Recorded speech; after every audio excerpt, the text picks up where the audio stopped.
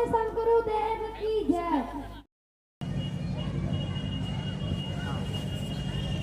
बोलिए सद्गुरु कबीर साहेब की, संत सम्राट सद्गुरु कबीर साहेब की, सद्गुरु अभिलाष साहेब की। कबीर नाम परमं पुनीतम्, युगे युगे स्वामी हरन्ति दुःखम्, दातार मुक्तं पुरुषं पुराणम्, चरणारविन्दं सततं नमामि, चरणारविन्दं सततं नमामि। मेरे मन मंदिर में विराजमान परम पूज्य गुरुदेव जी, मंच पर विराजमान सभी संत गुरुजन, सत्संग प्रेमी सज्जनों एवं शक्ति भक्ति ममतामय मेरी प्यारी माताएं, अभी हम सब संतों से बहुत सुंदर सुंदर विचार श्रवण कर रहे थे। अभी पूर्व प्रवक्ता साहेब जी ने कहा, यदि घड़ा उल्टा हो तो पानी कैसे भरेगा। इसी को सद्गुरु कबीर साहब ने बीजक में कहा है, औंधे घड़ा नहीं जल भरिया, सीधे सो जल भरिया। औंधे घड़ा, अगर कोई पात्र उल्टा हो तो उसमें कोई भी सामान नहीं रखा जा सकता है। किसी भी पात्रता को सही रखेंगे तभी उसमें कुछ सामान रखा जा सकता है। आप सबको शायद यही संदेश देना चाह रहे थे कि इस सत्संग में आए हैं तो अपनी पात्रता खुला रखना चाहिए। जैसे विद्यार्थी अपने कॉपी में पूरा कॉपी भरा होगा तो वह लिखेगा क्या, पूरा कागज चाहिए। इसी तरह हम सबके मन में पूरा कागज की तरह मन को खाली रखें। यदि आपका मन भरा रहेगा किससे, व्यवहार से। आप सब यहाँ आए हैं, तन जरूर यहाँ है, लेकिन आपका मन कहीं दुकान में, कहीं मकान में, कहीं बाल बच्चों में गया है, तो यहाँ जो संदेश दिया जा रहा है उसको सुन नहीं पाएंगे। तो कैसे होना चाहिए, मन को खाली रखें और संतों के विचारों से, उसके ज्ञान से अपने अंदर उस ज्ञान को स्थान दें। और कितने लोग हैं जो सत्संग में आकर के अपने जीवन को परिवर्तन नहीं कर पाते हैं। उनसे सत्संग की जो ज्ञान की धारा बह रही है उसे हम अपने अंदर ग्रहण नहीं कर पाते हैं। क्यों नहीं ग्रहण कर पाते हैं? पात्रता सही होगा तो जरूर हमारे अंदर वह ज्ञान अंदर होगा। जैसे आप लोगों ने सुना होगा, शेर का दूध को अगर आप सामान्य बर्तन में रखेंगे तो वह दूध के प्रभाव से बर्तन छेद हो जाता है। उसको सोने के पात्र में रखा जाता है, ऐसे कहा जाता है। तो हम सब अपने मन को खाली करके रखें तो जरूर हमें संतों के विचार अपने अंदर प्रवेश करेगा। बहुत सुंदर शायद जैसे विचार श्रवण कर रहे थे। आपके बिहार में हम आप लोगों से जब मिलते हैं तो हमारे छत्तीसगढ़ की जो व्यवस्था है, यहाँ कहीं पे पुरुष घट है तो कहीं पे माताएं हैं, बीच बीच में सब एक साथ हैं। यदि इस सत्संग में बैठने का सिस्टम जान जाए, एक तरफ पुरुष और एक तरफ माताएं हो, कितना अच्छा होगा। क्योंकि घट का मर्यादा होना चाहिए। ये सत्संग सभा में सत्संग में यही बताया जाता है कि कैसे बैठना चाहिए, कैसे बोलना चाहिए, कैसे खाना चाहिए। यदि मुंह में थूक निकले तो उसे कैसे थूकना चाहिए, इसका भी ज्ञान होना चाहिए।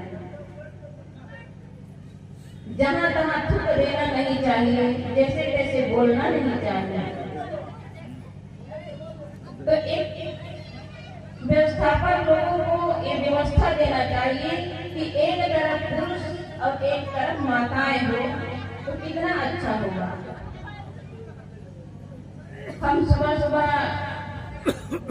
पूज्य राम स्वरूप साहब जी के सुबह से ही मैं विचार सुन रही थी कि यहाँ के सभी श्रद्धालुओं को, भक्तों को निवेदन कर रहे थे कि रोड की सफाई हो, रोड में गंदगी ना हो।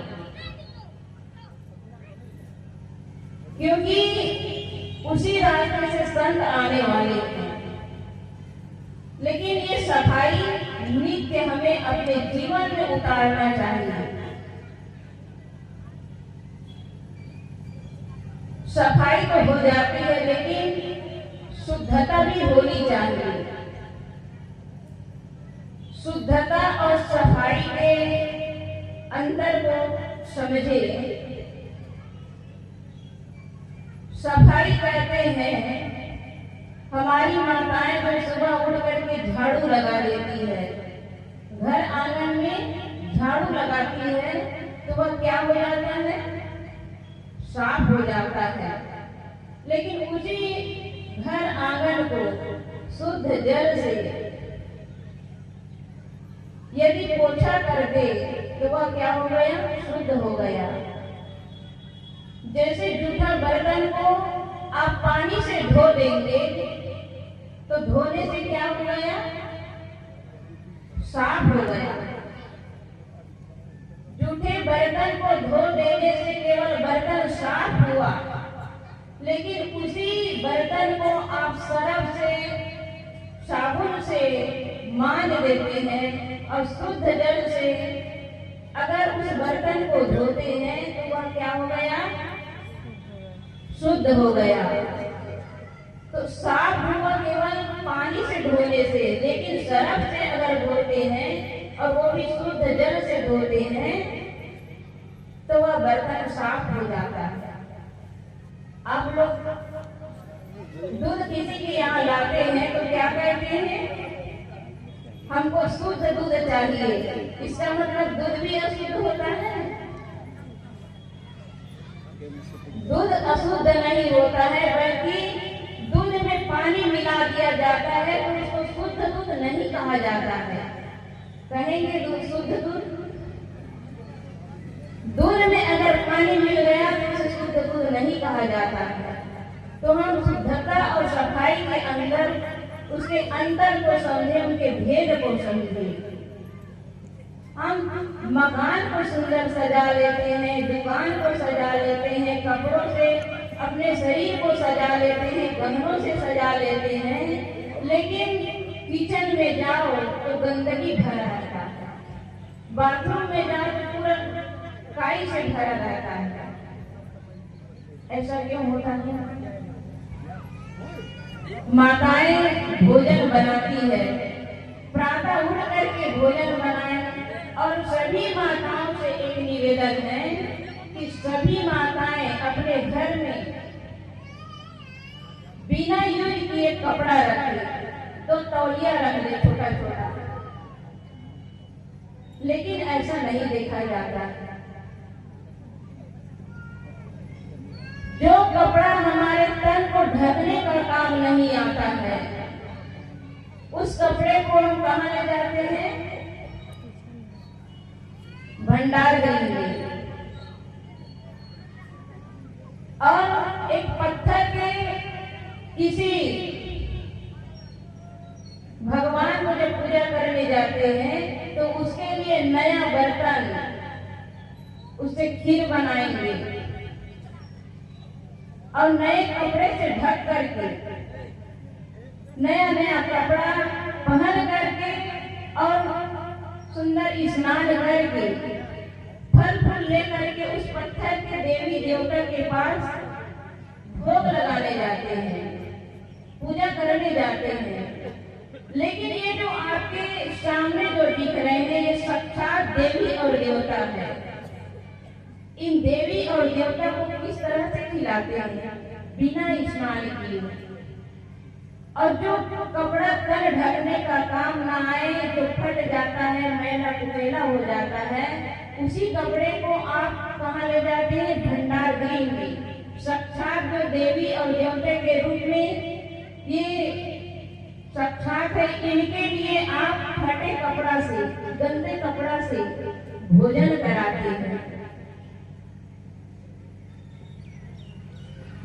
ये शुद्धता सफाई के अंतर को समझे। सभी के घर में नया कपड़ा हो जो भंडार गृह में काम आए, किसी बच्चे के नाक ना पहुंच दे।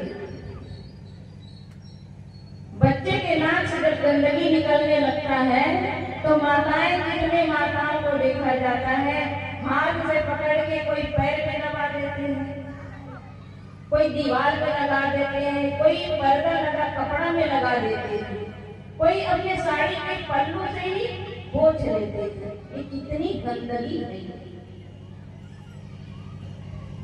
और कभी अगर उनके घर आंगन में संत चले गए तो पैर भी धो लेंगे और धो करके अपने उसी पल्लू से संतों का पैर भी पोंछ देंगे। यदि संत की आप पैर धोते हैं तो नया कपड़ा हो जो यूज न किया हो, ऐसे कपड़ों से आप पोंछ लीजिए। लेकिन ये शुद्धता सफाई को सबको, केवल माताओं को नहीं बल्कि हमारे भाइयों को, जो पिता के हमारे बुजुर्ग लोग हैं, उनको सभी को जरूरत है। हम बच्चों को चाहते हैं कि हमारा बच्चा सभ्य हो। जब सभ्य हम चाहते हैं तो हमें सभ्यता से उन बच्चों के पास पेश आना चाहिए। आज के छोटे छोटे बच्चे हमसे ही सीखते हैं, जो हम करते हैं वो सीख जाते हैं। उनको सिखाना नहीं पड़ता है, केवल दिखाना पड़ता है। एक उदाहरण देकर अपनी बात को समाप्त करूं। एक बार एक छोटा सा बच्चा अपने पिता के साथ बैठा हुआ था। उसकी बूढ़ी दादी सामने बैठी थी और सामने बैठी हुई पेपर पढ़ रही थी। पेपर पढ़ते पढ़ते उन्होंने देखा, उनकी आंखों से जब दिखाई नहीं दिया तो माता कहती है अपने बेटे से कि बेटा मेरा चश्मा दे दीजिए। उनके बेटा डाइनिंग टेबल में बैठा हुआ था, आया, आ करके टीवी के पास चश्मा रखा था, ला कर देता है, लेकिन अपने माँ को कुछ शब्द बोलते हैं। कहते हैं माँ आपका चश्मा सामने रखा है, आपको दिखाई नहीं देता है। बूढ़ी माँ कहती है कि बेटा बूढ़ी दिखाई नहीं दिया। उसी बीच उनको अपने ऑफिस जाना था। जलपान नाश्ता किया और वह अपने कमरे में जा करके तैयार होने लगा। तभी कहते हैं अपने पत्नी को आवाज देता है, सुनो जी आप मेरा बेड का देखे हैं क्या? तो इतने में उनके छोटा सा बच्चा बेडरूम में गया और जा करके देखता है और वह बेड को अपने पापा को दे देता है। लेकिन देते देते वह बच्चा अपने पापा से कुछ शब्द बोलते थे, पापा आपका जो बेड मैंने सामने रखा है, आपका आंख फूट गया है, आपको दिखाई नहीं देता है? ये कहाँ जाकर सीखे? कहीं पाठशाला में सीखे? जो हम करते हैं वो बच्चे सीखते हैं, बच्चों को दिखाना पड़ता है। केवल हमारे हर क्रियाकलाप से बच्चे सीख जाते हैं। इसलिए हर माता पिता को, दादी दादा को, चाची चाचा को, जितने भी बड़े बुजुर्ग हैं, अपने बच्चे के सामने ऐसा व्यवहार करें कि बच्चे से जो अपेक्षा रखते हैं आप, वो बच्चे को आप सिखाते जाइए, दिखाते जाइए। वह बच्चा आपको उसी रूप में करेगा जो आप चाहते हैं। सुबह उठते ही घर में बुजुर्ग लोग चाय पीते हैं, कितने घरों में देखते हैं बीड़ी सिगरेट पीते हैं और बच्चों से चाहते हैं कि मेरा बच्चा सम्मान करे, आदर करे। ऐसा नहीं होगा। हमारे अंदर जितनी भी बुराई है, दोष दुर्गुण हैं, उन सारे दुर्गुणों को त्याग करके हम अपने जीवन को एक अच्छे जीवन जिए। अगर अच्छे जीवन जीते हैं तो जरूर हमारे बच्चे हमें अच्छे से रिस्पेक्ट करेंगे। जो चाहते वो हमें अपने से बड़े बुजुर्गों के प्रति भाव रखना होगा और हम भाव दे नहीं पाते। सुबह उठते ही इतना जोर जोर से बातें करना, गाली गलौज से बातें करना, बच्चे कहाँ से सीखेंगे? उस घर के बच्चे छोटे से ही जोर जोर से बोलना, गाली देना शुरू कर देता है। कितने ऐसे संत को भी देखते हैं जो बात बात में गाली भी देने लगते हैं। कोई सुधरे ना सुधरे, लेकिन जो सत्संग से जुड़े हुए लोग हैं अपने वाणी को खराब ना करें, किसी भी परिस्थिति में किसी को गाली ना दें। हमारी माताएं हैं छोटी छोटी बातों में किसी कपड़ा को, बर्तनों को, जड़ वस्तु को भी गाली देते हैं। किसी को गाली ना दे, बल्कि अपने से जितना हो सके वाणी में संयम हो। ये नहीं कि केवल संत ही संयम करे, हर जगह व्यवहार की जरूरत है। हर इंसान को ये नहीं कि केवल साधु को शांति की जरूरत है, बल्कि मानव मात्र को शांति की जरूरत है। शांति कौन चाहता है? बकरा बेटा शांति चाहेगा? शांति चाहेंगे तो केवल मनुष्य चाहते हैं और मनुष्य ही अशांत है।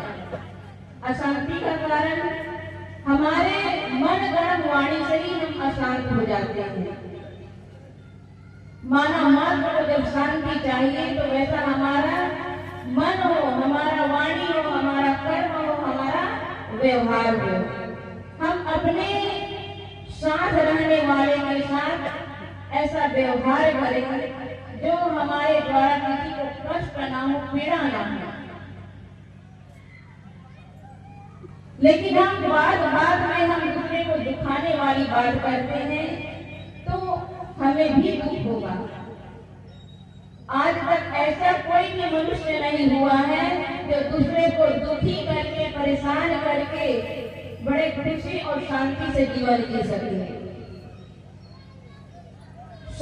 शांतिपूर्ण जीवन जीने के लिए संतों से जुड़ कर रहे हैं। रामचंद्र साहब भगवत ये बातें जब बोल रहे थे कि सब सफाई पर ध्यान दे। अभी इसके पूर्व एक गांव में साहब के आश्रम में ही कार्यक्रम था। जिस रास्ते से चलने लगे सत्संग में जाने के लिए तो इधर उधर देख नहीं सकते थे, इतनी गंदगी से भरा हुआ था। मन हुआ कि लौट जाए, तो लौटेंगे तो वही गंदगी फिर देखेंगे, फिर सोचे चलो आगे चला जाए। फिर साहब हमको केवल गाड़ी से ले जाते थे, जिस रास्ते से जाना था उस रास्ते को तुरंत सफाई करवा दिए। हमारे पीएम मोदी जी सभी जगह शौचालय का व्यवस्था किया है। क्या आपके बिहार में नहीं हुआ है? आपके बिहार में नहीं हुआ है? यदि अपने घर में व्यवस्था है तो बिल्कुल रोड किनारे ना जाएं। रात के समय में जब कोई गाड़ी आती है तो लोग ऐसे साइड में खड़े रहते हैं, और गाड़ी जब गुजरती है तो रात के समय में जब प्रकाश दिखता है तो लोग साइड में मानो कोई मंत्री को स्वागत कर रहे हैं, सब खड़े हो जाते हैं। जहाँ लेटरिन बैठे वहीं खड़े हो जाते हैं। यदि आपको अपने भारत को स्वच्छ बनाना है तो कम से कम अपने घर में शौचालय बनाएं, और शौचालय बनाए घर में बच्चों को सिखाए। शौचालय भी जाते हैं तो शौचालय करने के बाद में कोई नल को, टोटी को, कपड़े को पूरे बाएं हाथ से भी पकड़ लेते हैं। यदि आप शौचालय जाते हैं तो शौचालय के बाद में ये हाथ गंदा हो जाता है। जब गंदा हो जाता है तो इस हाथ से न नल छुए, न टोटी छुए, न कपड़ा छुए, न ही दरवाजे की सिटकिनी खोले। वहाँ पानी रख ले।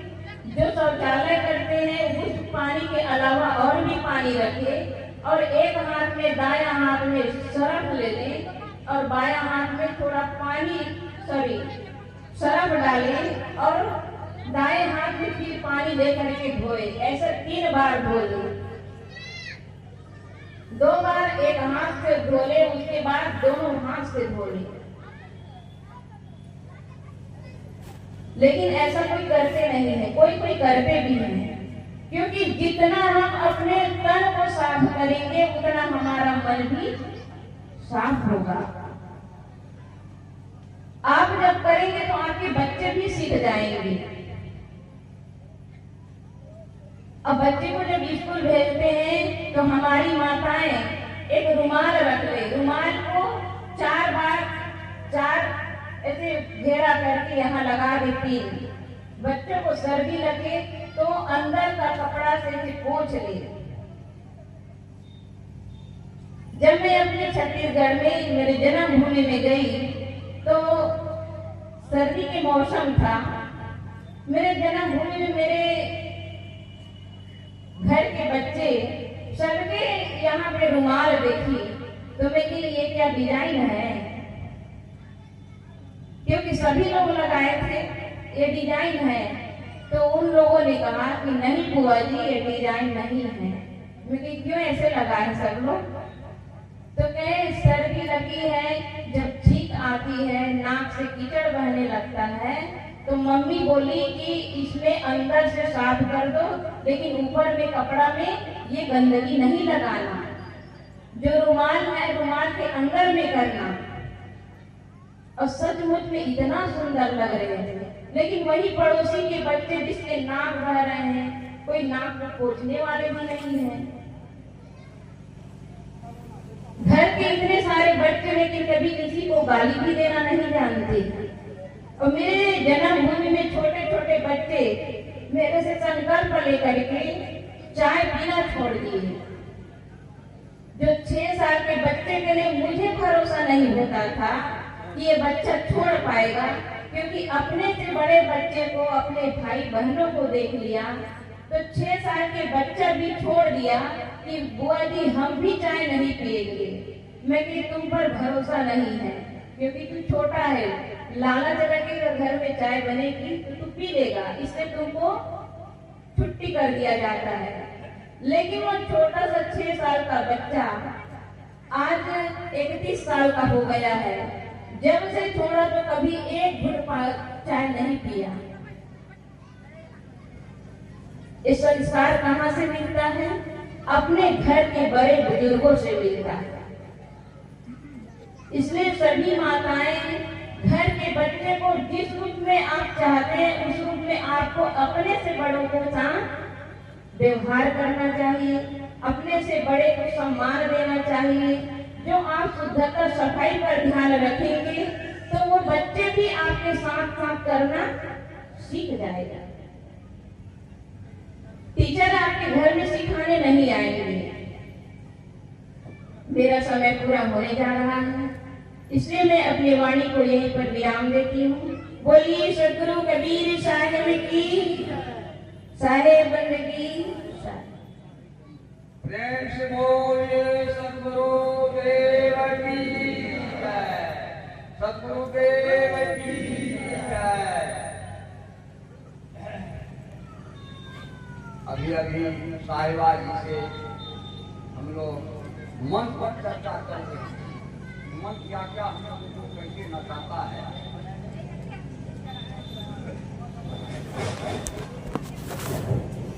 मन कैसे हम लोग को नचाता है। मन पर काबू करो।